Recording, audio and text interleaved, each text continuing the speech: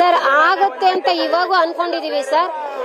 ಇವಾಗ ನಾನು ಏನ್ ಅನ್ಕೋತಾ ಇದ್ದೀನಿ, ನಮಗೆ ತಿಳಿಯದೆ, ಯಾಕಂದ್ರೆ ನಮಗೆ ಗೊತ್ತಿಲ್ಲದೇನೆ ಕೂಡ ಸ್ಪರ್ಶ ಆಗೇ ಇರಬಹುದು ಅಂತ ನನ್ನ ಅನಿಸಿಕೆ ಸರ್.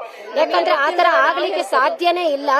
ಯಾಕಂದ್ರೆ ಇದು ದೈವ ಸಂಕಲ್ಪ, ಅದರಿಂದ ದೈವ ಸಂಕಲ್ಪ ಸುಳ್ಳಾಗ್ಲಿಕ್ಕೆ ಸಾಧ್ಯ ಇಲ್ಲ.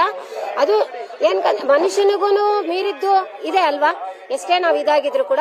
ಸೊ ನಮ್ಗೆ ತಿಳಿಯದೆ ಕೂಡ ಸ್ಪರ್ಶ ಆಗಿರ್ಬಹುದು, ಅದು ದೈವ ಸಂಕಲ್ಪ ಅಂತ ನಾನು ಅನ್ಕೋತೀನಿ. It's like miracle maybe. So of course ಗೊತ್ತಾಗಿರಲ್ಲ.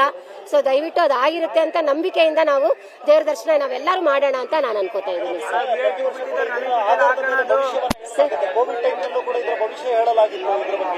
ಹೌದು,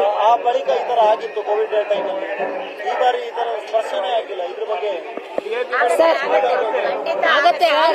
ಈಗ ಕೋವಿಡ್ ಆಗುತ್ತೆ, ಆತರ ಆಗುತ್ತೆ ಅಂತ ಹೇಳಿದ್ರು. ಆದ್ರೂ ನಾನೇನ್ ಅನ್ಕೋತೀನಿ ಅಂತಂದ್ರೆ, ಆಗ ಹೇಳಿದ್ರು, ಬಟ್ ಈಗ ಸ್ಪರ್ಶ ಆಗೋ ವಿಚಾರದಲ್ಲಿ ಈಗ ನಾವು ಈಗ ಇಲ್ಲಿರೋರು ಭಜನೆ ಮಾಡ್ತಿರುವಾಗ ಮೇಲೆ ನಾವು ನೋಡಿದ್ವಿ ಸರ್. ಅದು ನನ್ನ ಹತ್ರ ನಾನು ಸ್ನಾಪ್ ತಗೊಂಡಿದ್ದೀನಿ. ಅಲ್ಲಿ ಮೇಲ್ಗಡೆ ಸೂರ್ಯನ ಸ್ಪರ್ಶ ಅಂದ್ರೆ ಸ್ಪರ್ಶ ಅನ್ನೋದಕ್ಕಿಂತ ಫ್ಲೇಮ್ ಬೇಕಾದ್ರೆ ನಾನು ಇದೆ ಸರ್, ನೋಡ್ಸ್ಲಾ ಇದೆ. ನಾನು ಅಲ್ಲಿ ನಾನು ಫೋಟೋ ತಗೊಂಡಿದ್ದೀನಿ. ಸ್ವಲ್ಪ ಆದ್ರೂ ಕಿರಣ ಬಂದಿತ್ತು. ಸೊ ನಾವೇನ್ ಅನ್ಕೊಂಡ್ವಿ, ಈ ಕಡೆ ಬರುತ್ತೆ ಅಂತ ಅನ್ಕೊಂಡಿದ್ವಿ. ಸೊ ನಮಗೆ ತಿಳಿಯದೆ ಅದು ಆಗಿರ್ಬೋದು, ಅದ್ಭುತ ಆಗಿರ್ಬೋದು. ಯಾಕಂದ್ರೆ ಆಗ್ದಲೇ ಇರಕ್ ಸಾಧ್ಯನೇ ಇಲ್ಲ ಅಂತ.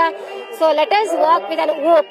ಸೊ ಪಾಸಿಟಿವ್ ಆಗಿರೋಣ, ಆಗಿದೆ, ಒಳ್ಳೇದಾಗುತ್ತೆ ಅಂತ ನಡೆಯೋಣ sir. That's what I want to tell for everyone. Happy Sankranti. Happy Sankranti.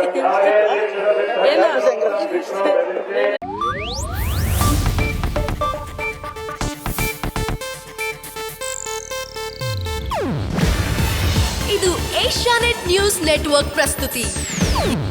ನೀವು ನೋಡ್ತಿದ್ದೀರಾ ಏಷ್ಯಾನೆಟ್ ಸುವರ್ಣ ನ್ಯೂಸ್.